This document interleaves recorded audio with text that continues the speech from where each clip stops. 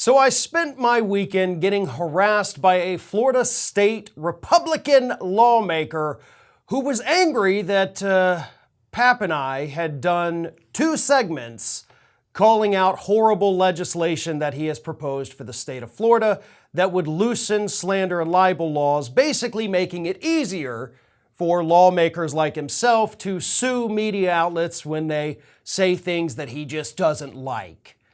So here's what happened.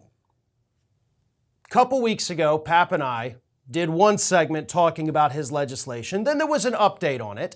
So we talked about the update again because it's horrific legislation. So horrific, in fact, that even his fellow conservative lawmaker from here in the state of Florida, Corey Mills, actually said that it was, quote, clearly unconstitutional, and then said not only is it unpatriotic, but it is not representative of the free state of Florida, and warned that it would, quote, stifle all media voices, whether liberal, conservative, or neutral, that your constituents have come to trust and rely on. So even his fellow conservative lawmakers are telling him, 1, not only is your horrible legislation, but 2, it's unconstitutional.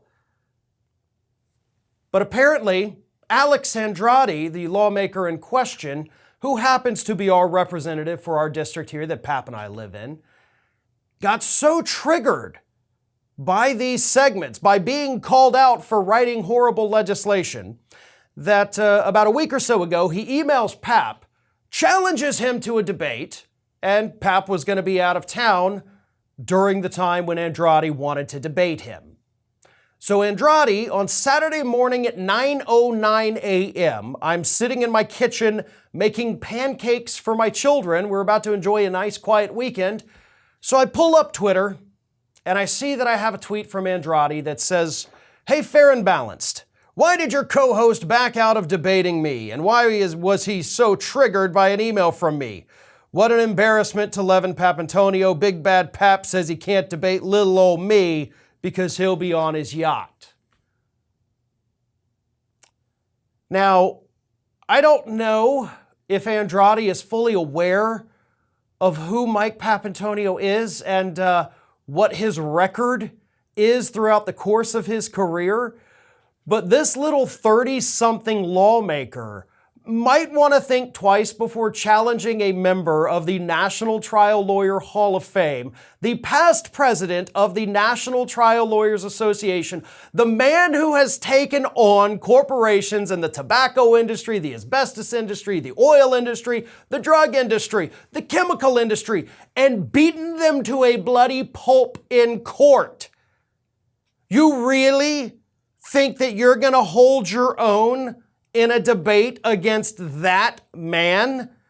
Because honestly, I would love to see it. I have seen Pap wipe the floor with Bill O'Reilly, with Stuart Varney, with all of the hosts on Fox and Friends over the years. Alex, he is not afraid of you. The difference is you're not worth his time. You see, that's the thing that you don't understand. Pap is a very busy guy. He is currently working on several major lawsuits, including against the human trafficking industry, by the way, while you're sitting there crafting legislation to make it harder for people to be mean to you. He is actually taking on real issues. He's also in the middle of writing a book. He also last week put on the largest plaintiffs' lawyer conference in the United States. He's a busy guy, and he doesn't have time to debate nobodies like yourself. So I hope that clears up why Pap's not really available to speak to you about things that even your fellow lawmakers say you don't understand. That's a little beneath him. So then Andrade asks me, like, why don't you just debate me? To which I responded a little sarcastically. He was like, you know what? I don't care much for a debate, but I'm not opposed to perhaps a charity boxing match, which he apparently took as an immediate challenge that he, throughout a course of more than 30 tweets over the entire weekend, accused me of somehow backing off of. He claims on Twitter that I specifically challenged him to a fight, and then when he accepted, which for the record he did not, said that I backed out somehow. He proceeded throughout the course of the entire weekend to refer to us as liberal snowflakes, but only after I had called him a snowflake. So then he started using that because I used it against him.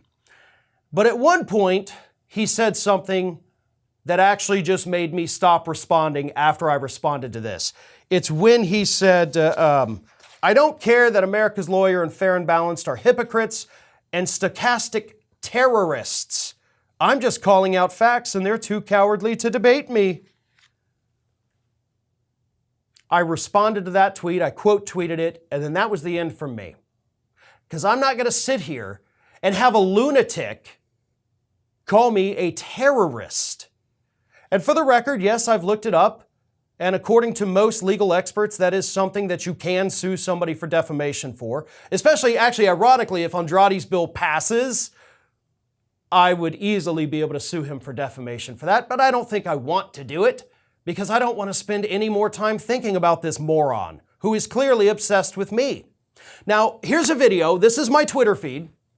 I took this Monday morning just so that you can see all of these tweets scrolling through. You can see the times on which Andrade was tweeting at me, responding to people who were defending me. And this idiot at one point even started assuming that everybody else attacking him was somehow like burner accounts that I have, because I stopped responding because the people who follow me on Twitter were doing a damn good job of making this guy look like a complete lunatic and an idiot.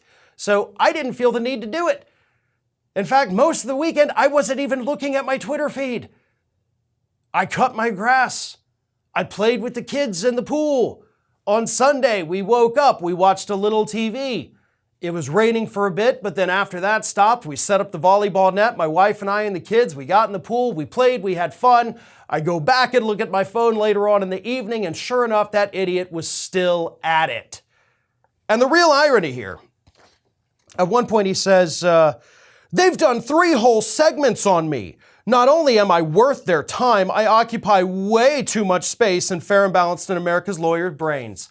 You tweeted at me more than 30 times in the span of 48 hours. Actually, a little less than 48 hours. More than 30 times. And we did 3 segments on you. One of them, you admit in an email to Pap, was actually a radio interview he did last year, which was not for us. So we only did 2 segments on you. You know how many segments I do on any given week, Alex? Well, let me go ahead and do that math for you. Every week for Ring of Fire, I do 40 segments Monday through Friday. So start with 40.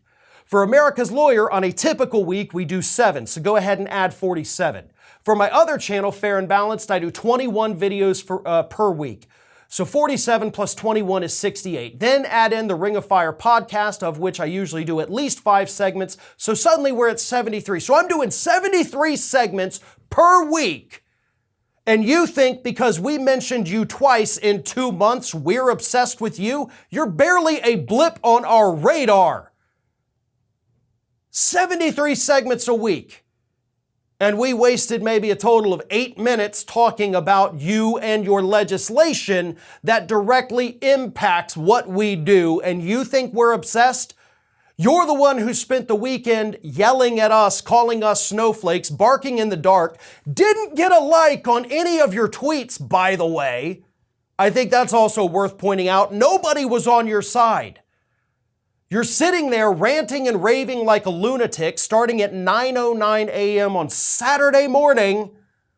Don't you have anything better to do with your time? Do you not have a life? Or did you just wake up early on Saturday morning, start hitting the sauce, got a little tipsy, and then decided you were going to hop on Twitter and air your grievances?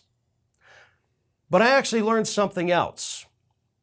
You see, it turns out Andrade and my social circles overlap quite a bit. So I learned some things about Andrade this past weekend. One of them at a recent LEAP event in Tallahassee, where he and a bunch of other Republican lawmakers were present. This is according to people who were in attendance. They happen to be my family members who were there. It turns out that Andrade got up on stage, said that all Democrats are racist, which panicked all of the other Republicans up there on stage, and they desperately tried to get Andrade off stage because he was embarrassing them so greatly. Oh, and that other lawmaker that I mentioned, Corey Mills, who said that Andrade's legislation was unconstitutional?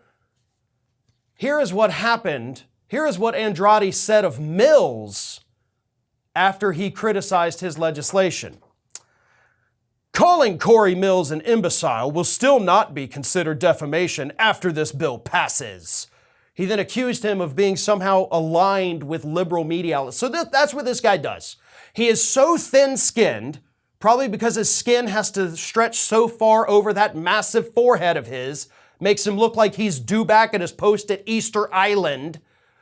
But he's so thin-skinned that he can't take any criticism, even from people smarter than him, which is pretty much everybody on the planet. He can't take it from his Republican fellow lawmakers. He can't take it from America's Lawyer. He can't take it from Ring of Fire. He can't take it. So he lashes out like a hurt and scared animal, barking in the dark, just hoping someone, anyone out there, is going to pay attention to him. Well, I've got a little more sad news for you, Mr. Andrade, because right here on my Twitter page, here's your account. Here is me officially and permanently blocking you. So it's over. Tweet at me all you want. I'll never see it. And based on your pathetic Twitter following, nobody else will either.